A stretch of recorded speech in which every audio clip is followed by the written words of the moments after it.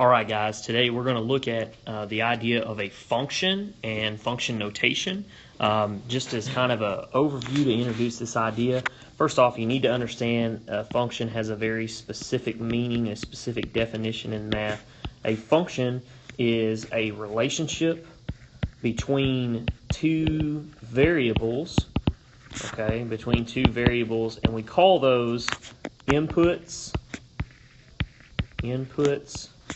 and outputs, and it has a very specific part to that. Every input can only have one output. Okay, and we'll look at what that means in a minute. Can only have one output. Okay, and when you're just getting into algebra or pre-algebra, you'll see these written a lot of different ways. Most commonly, you'll see something that looks like this right here: y equals 3x plus 2. Okay, this is an equation. You've got two variables, x and y. Y is your output in this situation. X would be your input. And this whole equation would be your function. And it's showing the relationship between x and y here. And so this is a function. As you progress in algebra and use functions in a lot of different ways, you're going to learn something called function notation, which is one of the key things that I always push with my students, and I would encourage anyone to push as well. And function notation really illustrates the relationship better. So taking this equation here, if I were to put this into function notation, what I would say is f of x is equal to 3x plus 2.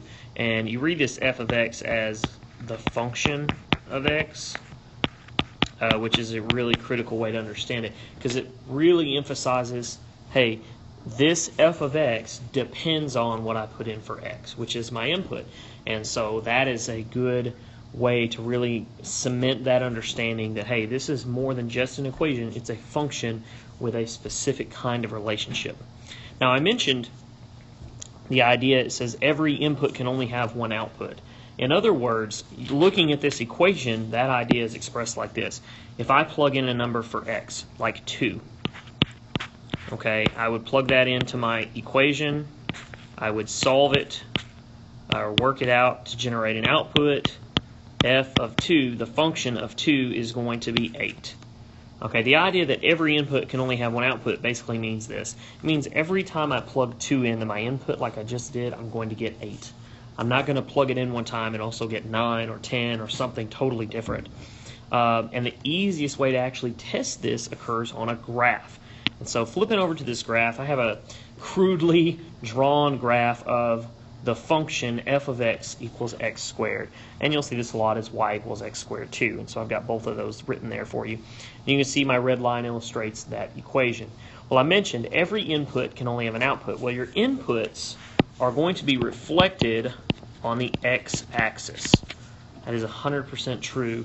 Your outputs are always going to be reflected on the y-axis. And so if we say every input can only have one output, another way to say that is every x can only have one y. And so an easy way to test a graph of an equation to see if it's a function is called the vertical line test. The vertical line test.